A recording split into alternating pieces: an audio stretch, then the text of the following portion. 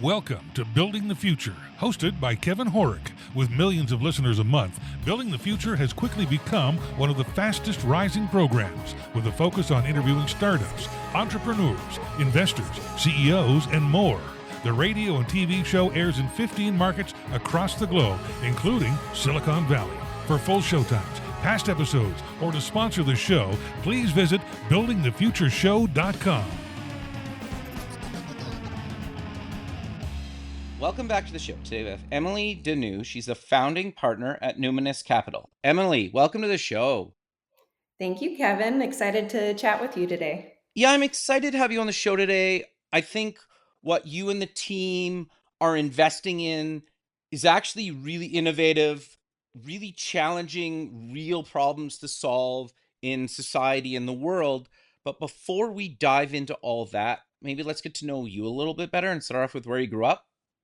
Cool. Yeah, absolutely. So I grew up in a small suburb of Georgia, just outside of Atlanta, called Norcross, Okay, very cool. one of the lowest income suburbs in the state and actually the country. So Wow. yeah, definitely scrapped it, and it's been a journey for sure. I graduated high school early and started working quite early because I needed to earn money for my family. I Wow. was raised by a single mother, um, and that kind of led me on a path that's different but perfect in my view. I wouldn't change a thing about it. Okay, so walk us through that path and then let's dive into kind of what you guys are doing or what you're doing today. Cool. Yeah. Gosh, and I'm at that age now when I try to like go back to childhood and be concise about things. It just I just ramble. But the short version is I was born a few months after my sister passed away. Oh, sorry So I to hear was that. born into a situation in which my parents were in millions of dollars of medical debt. Their marriage fell apart, etc. So my mom and I made money through her kind of blue collar job and starting businesses together. She was a photographer, so I helped her run that business from a very young age, a cleaning business, a bakery. Wow. So I've always had a little bit of an entrepreneurial spark, and that's sort of how I knew how to take care of myself. Um, I also excelled in school, especially when I was much younger. So I skipped a bunch of grades in elementary school and subsequently graduated from high school when I was 15. Wow. Was lucky enough to score an internship from former neighbor that knew that my mom and I were struggling and began earning money early on in a corporate setting. Um, that also gave me perspective on what to expect post graduation. Had I followed a traditional path and done the 4 year college thing and done the internships and gone to do the masters, that typical pipeline and everything like that. But um, after working alongside adults for a few years and then going back into school with my peers that were at that time my age again, I felt that it was just so vocational. I just wasn't too interested and I needed something else. So was struggling to figure out how to get to where I wanted to be. And the quickest way possible that I was able to sort of figure out was just start working with C-suites any way possible. So started my own virtual assistant business. This was a long time ago. Those things are super common these days, but back Right. back in the day, I think there were only a handful of firms, and was able to work with C-suites of mid-sized companies, startups, just normal entrepreneurs, but eventually caught my big break and scored a family office client. And from there, that sort of snowballed. Found it fascinating how capital moved throughout the markets and very different, verticals and everything like that. So worked in private equity, commercial real estate, venture capital, hedge funds. Went on to go full time with one of my clients who is a Wall Street veteran and used to be on CNBC Fast Money every night. So that was exciting. And we co launched a crypto hedge fund 2016. I also helped to launch and did a lot of the legwork in launching the first blockchain ETF, which is no longer because regulatory back in the day just kind of shot it down. But quite an exciting thing for me to go from where I was to Manhattan on Park Avenue, working with billionaires and just people that all this was so normal to them, and never quite lost my fascination. But um, again, I wanted to interface more with entrepreneurs and um, do something with a little bit more heart, I guess you could say, and something a little bit more dynamic than waiting for things to dip and buying and waiting for things to go high and selling, which is basically what you do in hedge funds. Totally. Um, so you know what? Got into venture capital. Absolutely love it. And when I say got into venture capital, it was I mean more of a meaningful set of experiences than I had prior to. So less operational, more hands on with the investment part of things, diligence, interfacing with founders and investors, et cetera. Um, but just all software, all software. And what I realized is one, I got bored of that very quickly. Two, investing in software is formulaic. There is no real challenge in diligencing software startups outside of maybe the team and the execution piece, which is, Sure. those are core pieces. But I don't know. There was, again, it was missing something. Um, and I've always had a little bit more of an interest in engineering and science and things that were bigger and better than I could ever do on my own. I find, brilliant people to be underappreciated in today's society and needing a little bit of a leg up in advocacy. So, yeah. So then comes Numinous, was born, and I now focus on investing in founders and companies that are building real things. So hard tech, biotech, deep tech, which is sort of a gimmicky thing now, but really anything with some core part of it is scientific and um, would touch a large part of humanity. Um, we offer, a little bit longer timeline to exit, and we do a lot to ensure that our founders are set up for success. So, again, I think I rambled there. I think, the time between the 90s to now, I try to speed through it, but that's a little bit about me. No, I think that's great. I also think, in my opinion, having taken venture capital before, the venture capitalists that have actually been an entrepreneur, and it seems like you've been that since a very young age, Yeah. are better venture capitalists because they understand the founder kind of entrepreneurial struggle, right? And Yeah. until you've actually been in those shoes, you can only understand it to a certain point, or at least of parts of it, right? Where I Yeah. think that's helpful.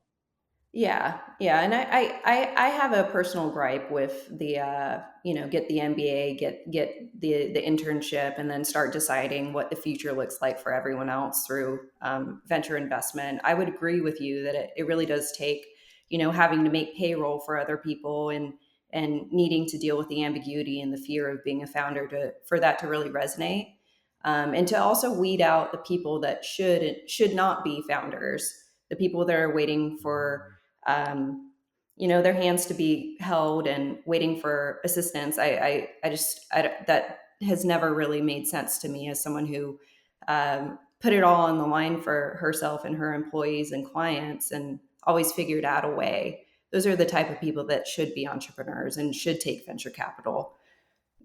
Yeah, no, I agree with you. I also think too, just to kind of get your thoughts on, is the cost to getting something to market nowadays Yeah. is so much easier that you almost, unless you're doing specific things, arguably should at least have a prototype. Oh Or what are yeah. your thoughts around that? Oh yeah. I mean, listen, great ideas exist, but there are very little excuses around, no, I haven't done this yet. I'm waiting for money. If you're pragmatic enough, you can build anything. I truly do believe that. It's not supposed to be easy. That is not the point. This is not something like I just, I keep going back to that pipeline through school. Building a company doesn't have clear steps. You can't say, if I do this and this is going to work. You have to go figure out and go bend reality and build it yourself. And then come to people and say, hey, look at what I built. Look at what the potential could be if I were able to scale. Let's get this to scale. I would like some venture capital for these reasons to meet these milestones, and here's what this exit would look like. That's why I want to bring you on this journey with me. Venture capital is not money to sort of play around with and sort of test your ideas out. That's really your job. It really is your job, and that goes across all verticals. That's hard tech too, software especially, Yeah. and everything else. I think university research and collaboration with the resources within universities, you can do a lot. You can do a lot with non-dilutive funding and the resources already available to you, but you have to care enough to go seek those things out. Yeah, no, I think that's really good advice. So I want to maybe cover a bit of the basic type stuff. At what stage do you invest? How big are the checks? And kind of what are you really looking for when somebody pitches you and the team? Yeah.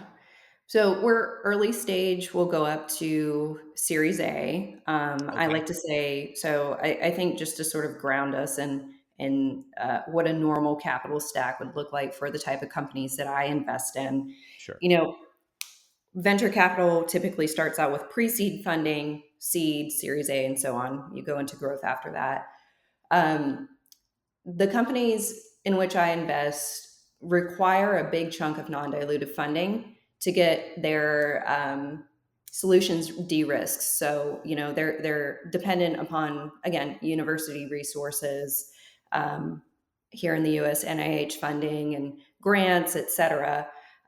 So that would sort of be the normal pre-seed funding for most companies, but um, we invest pre-seed almost after the technology has been de-risked, but for Okay. a company that is, I don't know, interesting enough and big enough, and a founder that's good enough, I'll take my chances and go in before it's completely de-risked. But yeah, typically pre-seed through Series A.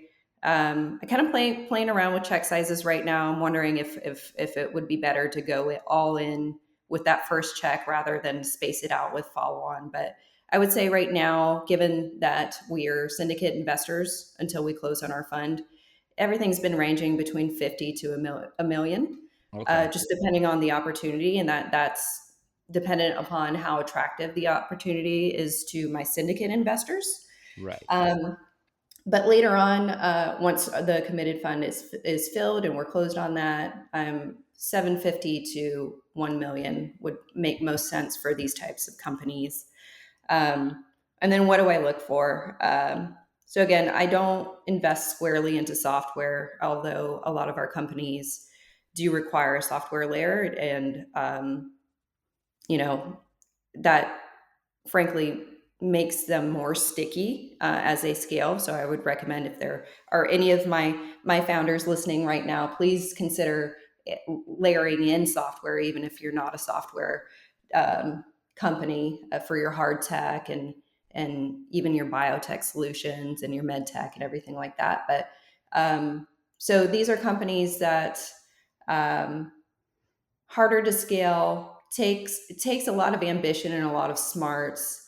But really what I'm looking for is a really killer founder. I know that sounds gimmicky. We all say that, but the biggest thing is execution. It's not even the science or the research or the development to date that matters most to me. I need to know that the founders know what they're doing, that they have a strong gut, that they can deal with failure and make failure more of an opportunity than it is potential failure, that they don't make excuses like the global macro, like so many founders are right now. Oh, I can't do it because of all Yeah. these tariffs and everything.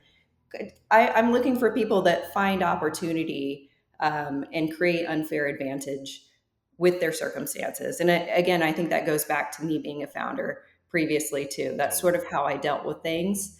And I'm not saying that I'm in, I'm not like this big fancy whatever, but I'm in a really good place in life right now. And it's because I didn't make excuses. And it's because I tried to transform um, negatives into positives. And I continue to deal with life like that. And it works really, really well. So I'm looking for people like that. Um, Looking for intelligent founders. You and I had a little conversation before we started recording, and sometimes they don't present well. They're not always socially uh, acceptable. But Yeah. all the greatest founders that I can think of right now are a little bit awkward. They're not the greatest communicators, but they do know how to communicate when it's important. They do know how to communicate milestones. They do know how to talk to stakeholders and everything like that. So it's a little bit of an odd balance. And I do have a specific archetype that we could get into, but um, yeah, big juicy markets, brilliant founders, executors. That's really sort of my starting point, and then from there, depending on the type of company, uh, months of diligence because there is some scientific, Right. um, yeah, proof that I need to get firmer on most of the time. But that would be my starting point overall. And that makes sense. So, but how do you actually validate that that person's like not going to give up and they're, going to be that person that's going to figure it out no matter what, right? Because is that based on kind of their history, or what if they haven't really had that history, but like how do I prove that to you? Yeah, no, it's a really good question, and I would say that's sort of case by case. I think Okay. that's age dependent. I would say for someone my age plus, I would want to know sort of what their relationships look like. I want to know the quality and the length of time that they've, not romantic necessarily. I want to know that they've maintained friendships for a little bit. I want to talk to Interesting. people that know them and sort of get their hot takes on them. I want to see that they've been courageous in their careers and haven't done one thing for a really long time, but also that they don't jump from one thing to another. But it's an interesting question because um, a lot of my a lot of the way that I determine whether or not a founder is investable is really through this term that we all say too much in venture, which is pattern recognition. And we tend to all think that our pattern recognition is like on point. I would argue that if you think your pattern recognition is on point, you're probably not that good at it.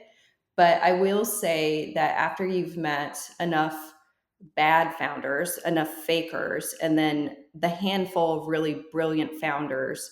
And depending on the way that you've had to navigate life too, again, I didn't share all of my story, but again, my upbringing wasn't perfect. I was put into situations that I had to be really careful around and had to get really really good at figuring out who was dangerous and who had my back and who didn't, etc. That those are all tools that I still sort of like bring out when I'm meeting people, for podcasts like this or evaluating founders. This is just life experience. I think some of us have it, some of us don't, and that's not to say that I'm better than anyone else. I think that I know exactly how to find what I'm looking for though. um, so it's really through to having candid conversations, unplanned conversations. I refuse to invest in a company that puts pressure on me and tries to create a sense of urgency. Approach me when we have a lot of time to get to know each other.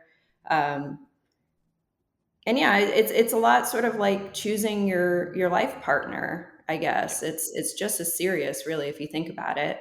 It's how you choose your friends too.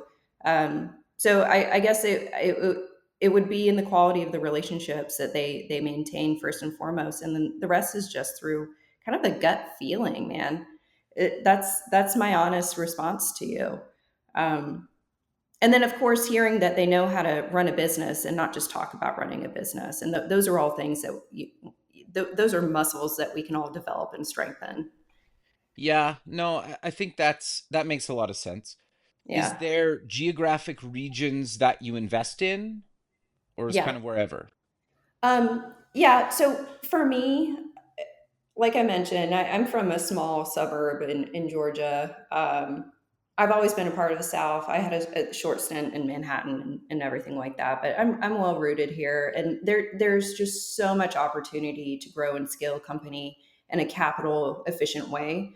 So we focus specifically outside of the coasts of the U.S. There Okay. are several reasons that I'm focused on the U.S. right now. Some of it is to sort of um, take advantage of the onshoring opportunities that we have right now. There's a big Sure. push for American innovation, and I think that it would be silly to see that again as a negative and not a positive, especially when it comes to developing new technologies here in the U.S.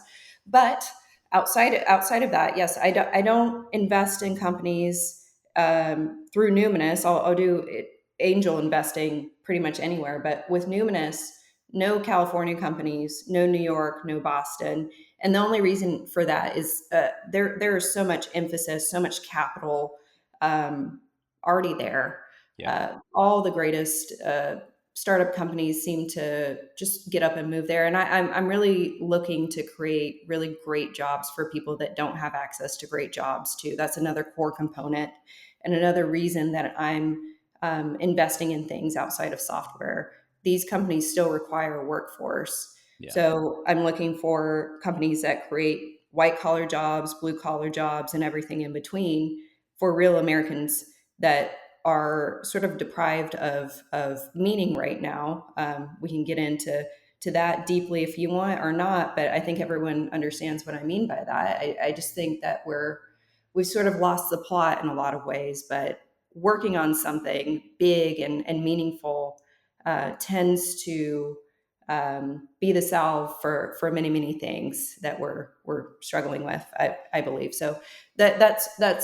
That's my reasoning, but behind investing in American companies outside of the coast is really the job creation and yeah, just giving purpose back to people that have lost it or have none. Yeah. No, I think that makes a lot of sense. And I Yeah. think to your point, there's so many businesses that really could use that, right? That aren't in the, LA, San Francisco's, New York, Boston, etc., right? Yeah. And Yeah. so, yeah, that makes Absolutely. a lot of sense. Yeah. So I'm curious then, you mentioned earlier in our conversation about like timeline to exit is a little bit longer than normal. Is that just because of the types of investments that you're doing? Because normally it's what, like 5, 8, 10-ish years, give or take, depending on the investment. Is that in your range? Is that like, where is your kind of time to exit range? Yeah. So typical time to exit for venture capital is at maximum 7 years. That's the lifetime of a fund. Okay. So for me as a venture capitalist raising a fund, if I'm like, all right, so we've got this fund, the timeline of this fund, and also the time at which I can collect management fees and continue paying for like fund admin and legal, that's 7 years. But Right. what we're sort of discovering now, with software companies included, is that we have so many zombie companies that just sort of are being fueled off of again venture capital, but very modest revenue and everything like that. So that's its own issue. But that's the 7 year timeline. That's why that's there. Yeah. With patient capital, that sort of extends the timeline to about 11 years. Okay. So yeah, and what that allows my founders and the types of companies that I'm investing in is the ability to again build something real rather than scaling a software company, because there's with biotech there are certain regulatory things you have to go through that take time and money to get to the point where you can scale. With Yeah. hard tech, it's you're building things, you're building actual things and scaling them, and you need a warehouse, and their supply chain is all a part of that. It's just more complicated stuff than just purely software. This just allows the time for them to grow and makes sense also for my LPs that are already expecting a longer timeline to exit. Um, Right. Okay. yeah, yeah. So that means IPOs would be expected within 11 years, but again, that's after they've developed and de-risked with non-dilutive funding before they start talking to me about venture Right. capital. So Okay. these companies could have already existed for almost a decade. So if you put those together, that's basically 21 years to exit. That's plenty of time, by the way. Uh, Yeah. yeah, if it's going to work within 21 years, that's probably you're going to have your answer there. But yeah, so that's a whole deal with patient capital, and that's sort of the deal with venture capital too. That's why in the U.S. now we have the secondaries market where um, LPs, limited partners of venture funds, are sort of like, "Where's my money?" sort of thing. Yeah. So many funds have these zombie investments that are just kind of lingering around, and they're needing to sell those off so their LPs can sort of close the books on what they initially invested and either collect or count those losses and everything like that. But yeah, I feel and I know because I've worked with so many people. Not a lot of venture capitalists understand that part. Not a lot of venture capitalists are actually concerned about their investors. They're just sort of like investing in companies that sound cool, not Yeah. really thinking about the timelines and what that means for the people that have invested in them too. So that's why I'm taking a bit of a different approach with Numinous.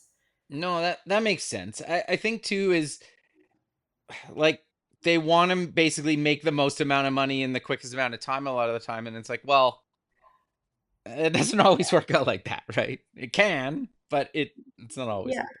Yeah. And the thing about it is too, and I've talked about this, but I'll mention it verbally.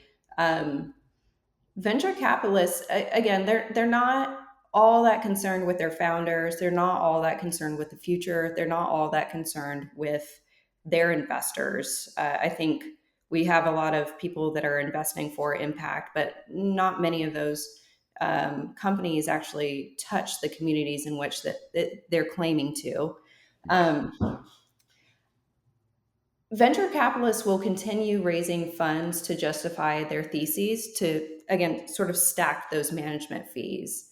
People need to really understand the motivation behind these venture funds as they're kind of taking a look at them or even glorifying a certain fund manager. Really understand their intention. It's not always what it seems. Yeah, it's interesting that you bring that up because, like, I think so many founders forget about that and they're just like, somebody's willing to give me money, I'm willing to take it. And, Yeah. like, they don't really understand what that means or how much of a relationship. Like, if you don't get along with that person before you've taken $0 from them, Yeah. it's only going to get worse. Oh my gosh. Yeah. And that can go so many different ways. I mean, VCs will insist on a company creating a board, first of all, which is not often the greatest move for an early stage company, just so they have a little bit of leverage and control in the way that they execute. Um, and you know, gosh, VCs will get in there and really try to take things over sometimes too. I wish founders truly understood that it is a two-way street when it comes to diligence. Yeah. Just because a VC wants to give you money doesn't mean that that's going to turn out very well for you. You have to also look at the quality of the VC's relationships and who their potential co-investors are. Um, if they're if their co-investors are kind of in it for the wrong reasons too, those aren't good partners. You have to know how to ask the right questions when you're seeking investment, and you also typically want a partner that's going to stick with you throughout the rounds in which they can participate in their theses, right? So if Yeah. they're early stage investors, the ideal situation would be if you hit your milestones, you have at least pro rata investment from them as you continue raising. You don't really want a one and done investor. That doesn't make any sense. That's too much work for you to have to keep going to new investors and taking your focus on developing your company. So it really is a game. I wish there were more solid resources out there for founders. I feel like everything that I see is kind of self-aggrandizing. Definitely chat GPT generated, which there's nothing wrong with that, but there are just certain nuances that you wouldn't know unless you talk to someone who's seen VC go really well for someone and go really, really poorly for other people too, and that kind of understand the inside of the machine. I think, Yeah. Well, I also think there's not a lot of people that will truly tell you that yeah, is yeah, part of the big problem. yeah, I I want to go back. You mentioned it doesn't always make sense to create a board when you're an early stage company. Can yeah. you elaborate on that? Give us the pros and cons? Yeah, I mean, you're an early stage company, so that means pre-seed, seed. You may need guidance, but what you don't need is the fiduciary duties and like the oversight and the leverage that a real board that is legally, put in place and bound and managed requires. Really, what you want to do at the very early stages is kind of test out potential board members by having an informal board, Okay. and then the folks that are sort of looking at that for looking to be a part of that for a resume bullet. So I'm sure you've seen on plenty of people's LinkedIn's either, advisory board member, board member. It's just like their whole experience is essentially bragging about the startups that they're on boards for. Yeah. Um, that's not the right motivation at all. What you really want to find are people that are going to get their hands dirty with you and really sort of offer some sort of value without trying to control you. That's the best type of board member, is someone who allows you to be the founder that you are, is there for guidance and really is there for a specific purpose. So that can be industry expertise, that can be relationships, like, someone who can introduce you to the right people. Um, someone on the regulatory side that can guide you there and everything like that. But you don't want someone who is going to force you to make calls um, that don't make sense for you as a founder and for your company. Yeah. Because again, and I do want to point this out, people may not know this. VCs talk to each other. VCs on boards talk to each other. They back channel and they come up with plans behind founders' backs without the founder's knowledge. And a lot of that is just social. It's just sort of like people fall into these social contracts with one another, and there's maybe a loudest voice in the room that can rally the other board members around and ultimately determine the future, the fate of your company. You don't want people like that on your team. You don't want to be stuck with people like that. So informal boards that you are monitoring and definitely removing people that don't belong, adding people that do add value. And then later on, you should set a board in place, but you don't do it at the early stages. That's a terrible mistake. Too much risk. No, I think that's actually really good advice. It sounds like you Yeah. almost want like mentors that eventually can be board members because they're actually adding value and they're actually trying to help you, like genuinely Yeah. trying to help you. That's the whole Yeah. point. Why? Yeah. And this goes for boards outside of startups too. It's I don't brag about every board that I'm on, but there are some functional boards, and then there are others that are just kind of there. Yeah. You do want mentors. You do want people that have your greatest interest at heart. You want people that believe you can execute over their ability to execute. I shouldn't matter as a board member. I shouldn't even matter as a VC. I'm a middleman, really. My greatest passion is actually my founders. I don't really care about myself that much at all, outside of like ensuring that I can support the people in which I'm investing in. The emphasis is on the wrong people. The founder, I'm underwriting founders that I believe in, and then Right. I'm raising my hand to help in the ways that I can actually materially help them. You don't want someone who is a VC so they can control things. You don't really want like an ex consultant to be your VC. You don't want that because they're going to just come in there and tell you you're doing everything wrong, you know.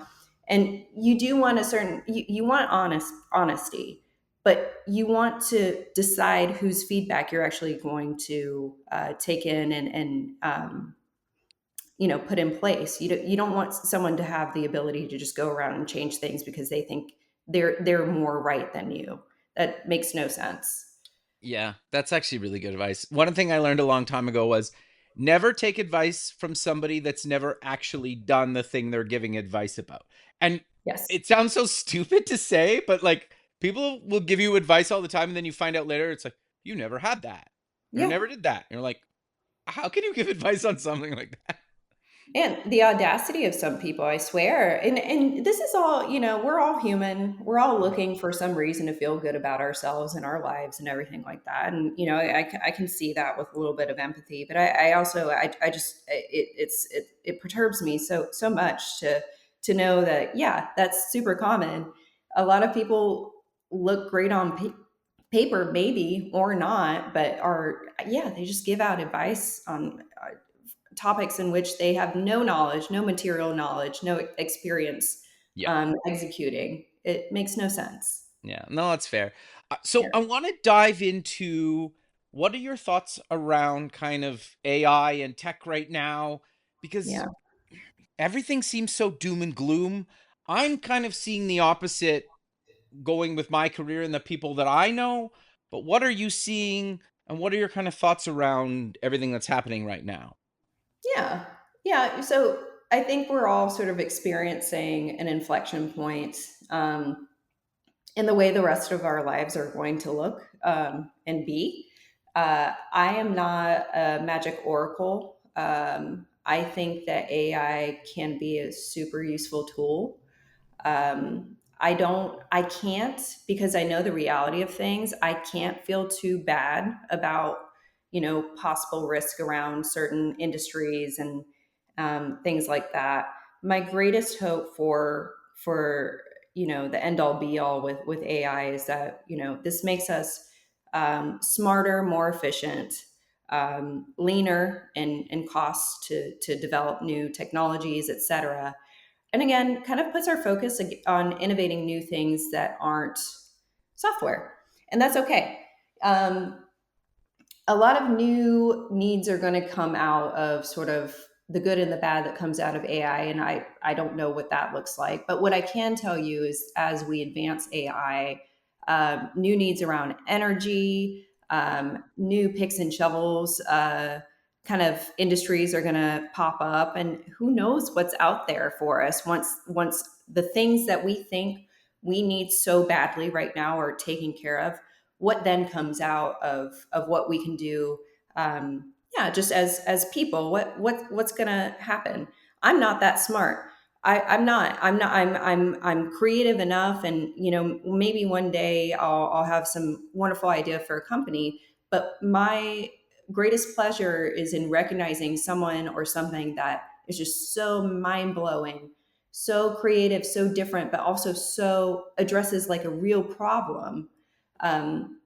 That's what I'll be on the lookout for these days with you know just innovation broadly. Um, yeah, but I think a lot of people talk about AI.